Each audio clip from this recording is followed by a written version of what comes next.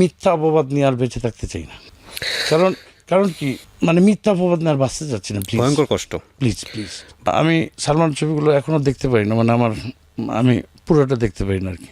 Emotional এসে যায়, জানি না, ভালোবাসা থেকে আসে হয়তো বা, যার জন্য। আর সালমান মারা যাওয়ার পর হলে কোনো দিন ছবিই দেখিনি আমি। এখনও ছবি করছি, শত শত ছবি করছি, অনেক ছবি করছি, কিন্তু করা পর্যন্ত শেষ, ডাবিং পর্যন্ত শেষ, তারপর যান না কখনো হলে? কোনো দিনই দেখিনি, কোনো দিনই নাই 22-25 বছরে। কারণ আমি লোড নিতে পারবো না, বুঝতে পারছি।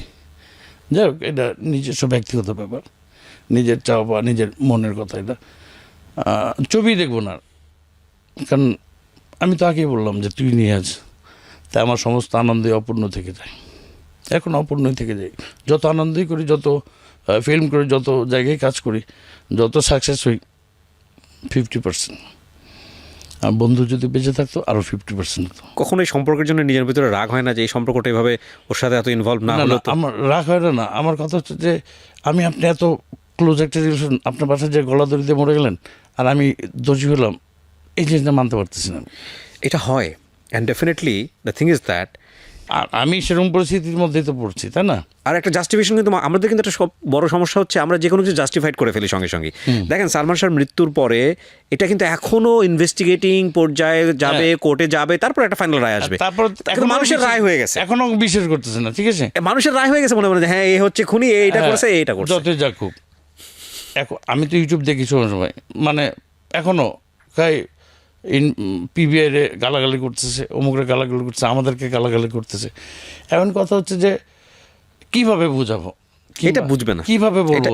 আমরা যদি আবারও বলি যে আরো সর্বোচ্চ আরো বড় ইনভেস্টিগেট গ্রুপ নিয়ে আসেন, তারপর তো আমরা আছি, এখানে থাকবো ইনশাল্লাহ। আপনি আসেন লন্ডন থেকে, আপনি লন্ডন থেকে আসেন, আমার কথা, আমার চাওয়া যে উনি লন্ডন থেকে আসুক, প্রেস ক্লাবের সামনে বসুক, আমাদেরকে ডাকুক, আমরা বসি, সাংবাদিক বসুক, এটা ফাইনাল।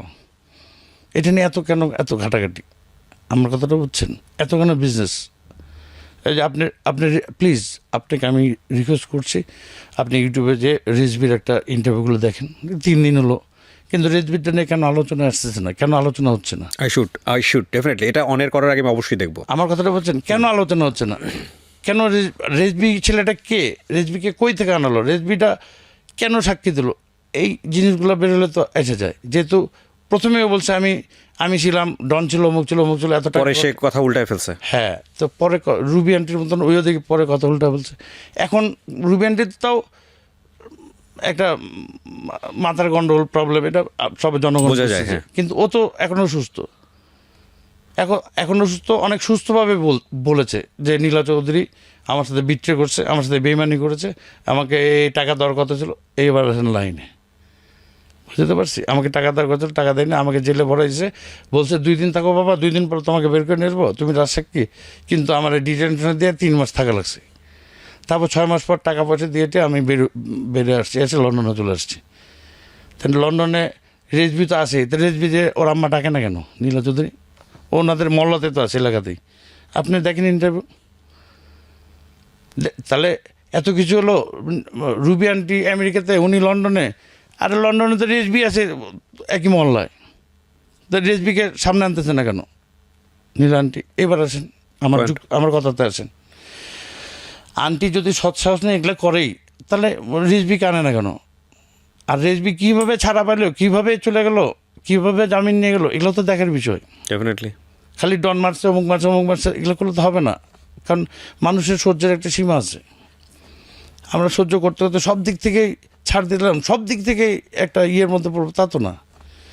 আমার কথাটা হচ্ছে জনগণ বিশ্বাস করুক আর না করুক, আমি যে জিনিসগুলো বললাম, এই জিনিসগুলো জনগণ যেন জাস্টিফাই করে দেখে। যেরকম আমাদের সব কিছু জাস্টিফাই করে ইনভেস্টিগেট করছে, জনগণ আন্টির ব্যাপারেও সবার ব্যাপারেও ইনভেস্টিগেট করুক। আর আমরা এখন সত্যি কথা বললেও কেউ বিশ্বাস করবো না, মিথ্যা কথা বললেও কেউ বিশ্বাস করবো, যারা যা বিশ্বাস করে সে করেই গেছে।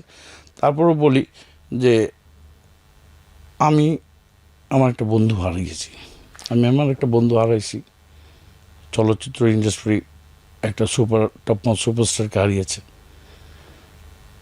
একজন ওয়াইফ তার হাজব্যান্ডকে হারিয়েছে, একজন মা তার ছেলেকে হারিয়েছেন। সব দিক থেকে বিচার বিবেচনা করে আমার মানে আমার ওপিনিয়ন, আমার যেটা বলার সেটা হচ্ছে যে সব কিছুরই একটা সুষ্ঠু তদন্ত করে একটা ফয়সালা, একটা ফিনিশিং দেওয়া উচিত এই সালমানের ব্যাপারটা নিয়ে।